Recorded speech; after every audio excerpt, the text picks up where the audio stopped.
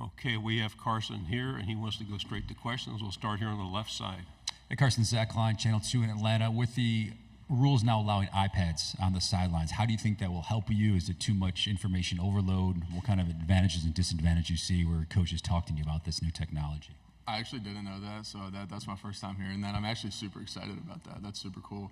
I think going back and watching film this past year, I almost wish that we did have iPads on the sideline because there's so many different situations that happen throughout a game. But when situations repeat, a lot of defensive coordinators end up going back to what worked before, and they'll repeat calls. So, being able to see those things and maybe even having like a little, I guess you have like one step, or it feels like you might have one step on a defensive coordinator. If you see the look before, if something doesn't go right, they might go back to it, which happened a lot in our games this past year. So I think that'll be super cool to add that and be able to see that. Second row on the right. Carson, Corey LeBounty with WNSP 105.5 in Mobile, Alabama. In 2022, you were a backup in the national championship game, and in 23, of course, you were a 14-game healthy starter. Talk about your progression as a quarterback and being able to stay healthy, how important that is. Yeah, I think when you have such a good offensive line, I think we have a very strong offensive line, one of the best in the country, if not the best, in my opinion.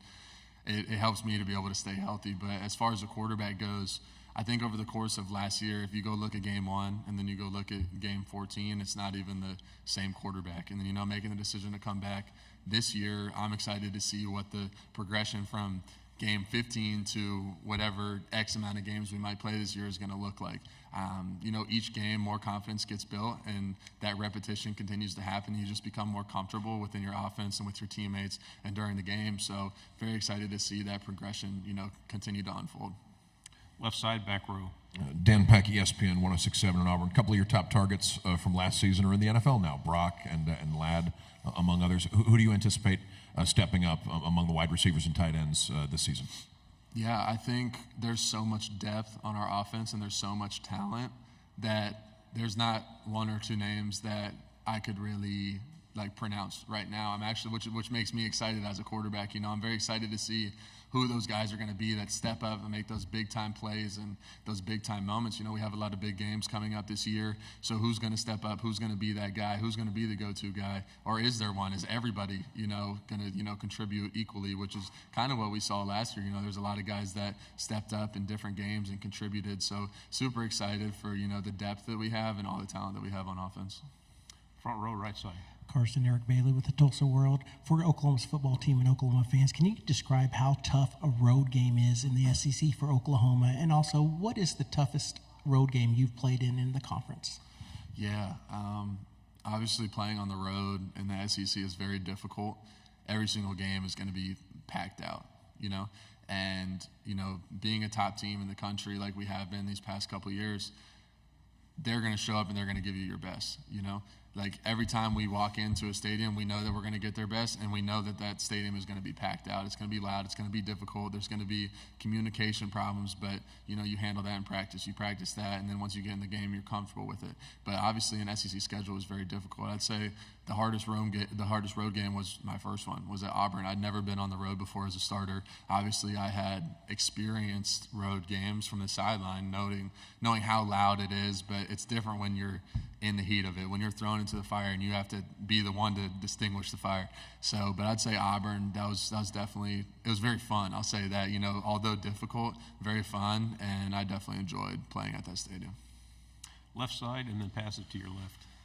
Tyler Shaw with KBTX and College Station. Texas is another team joining the SEC, and they're on your schedule. Just kind of how much are you looking forward to welcoming them to the league? And then in the past, in the Big 12, it was a penalty for horns down. The SEC, that's not the case. Is that kind of popular horns down gesture, something you and your teammates would maybe like to utilize? I think Coach Smart would be upset if we did that. We'll stay away from that one. But no, obviously, we do have them on the schedule. I'm very excited to play at that state. I've never been there before. I never visited, never seen it. So very excited to play them. Obviously, a very talented team, and obviously we have a tough schedule coming up, and we have some big road games against some really talented teams in cool environments.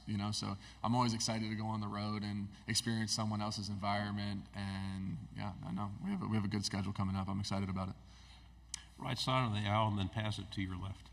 Jeff Howell, Horns 24/7. Carson, apologize for another Texas-related question, but Bill Norton was a teammate of yours for a couple years at Georgia. Don't know if you still talk to Bill, how well you got to know him while he was at Georgia, but just thoughts on Bill as a person, a player, and what kind of player is Texas getting with Bill Norton?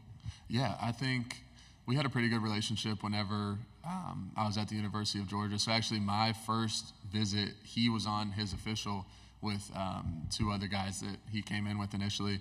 So that's actually one of the first people that I met at the University of Georgia. But I think he's a great player. He's a great guy. We always had a good time whenever we were together. So Left side of the aisle.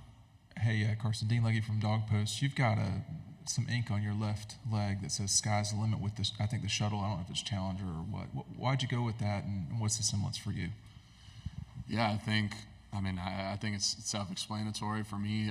Like sky's the limit is like there is no like as far as like progressing and getting into like where I want to be, like there is no limit, you know. So like if you shoot for the sky, there is no ceiling, you know.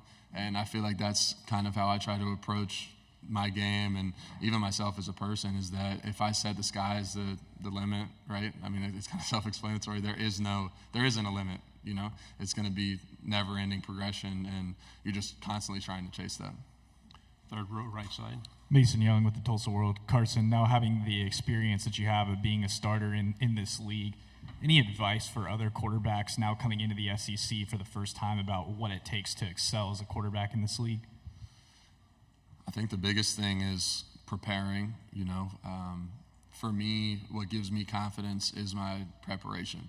So if I prepare the right way on Monday, Tuesday, Wednesday, Thursday, Friday, and then I'm confident going into the game because I don't have anything to worry about. There's no flaws, there's no this. Like I might need to look for this look or look for that, but I think having that preparation aspect is going to give you confidence once you go into the game because it's going to be difficult. Like it's not going to be easy. No matter what week it is, you're playing a talented opponent with a coach that is going to have his players well prepared for you. They know your tendencies, they know the plays you run, so you got to be prepared for what they're about to bring at you. But yeah, I'd say that preparation is the biggest thing that gives me confidence. On the aisle here and then pass it back. Hey Carson, Tony Reese, WTVM, Columbus, Georgia. Can you talk about the type of player Michael Williams is and kind of what he means to the team? Yeah, absolutely. I mean, Michael is truly like one of the most talented, gifted athletes that I've seen come through the University of Georgia, and that's a lot, you know, given the guys that have come before him at his position. But I mean, he's a top dog. You know, he's going to make plays in the backfield. He's going to shed blocks. He's going to be able to pass rush, and him having that ability to play on every single down and have such an impact that he has is what makes him such a great player. And then beyond that, the guy that he is, the person that he is beyond the football field makes him even better, in my opinion. So, no, he's a great guy. On the aisle, please. Carson, Aaron Mukes, WALB. You're obviously a confident guy. How have you been able to balance that confidence now in year 2 as a starter, Heisman Trophy candidate, and not gotten overconfident at this point? Yeah, for me, I like to, you know, put my focus on the team around me and focus on what's actually important.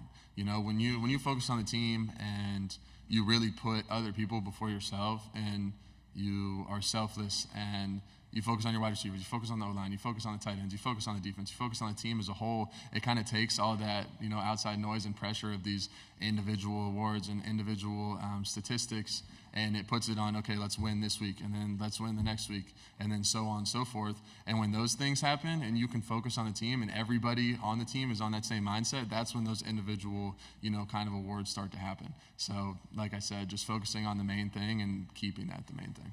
Final question, left side. Trevor Denton, Way 31. Carson, Nick Saban was just talking about you on the SEC Network broadcast, saying that he knows you well from when you were committed there. How close were you to joining Alabama, and kind of what's your relationship like with Coach Saban? Yeah, obviously I was committed there. I want to say it was my sophomore year of high school to just after my junior year going into my senior year is when I decommitted and committed to Georgia. I'd say I have a great relationship with Coach Saban, obviously one of the best, if not the best college coach of all time. You know, his demeanor, the way he approaches the game, his intelligence level towards football, the respect that he demands from his players. I think we had a great relationship. Obviously, I never got to experience him actually being a coach, but from what I've heard and from what I was able to see in building a relationship with him, I mean, he's an amazing coach and an amazing person as well. Carson, thank you very much. Thank you.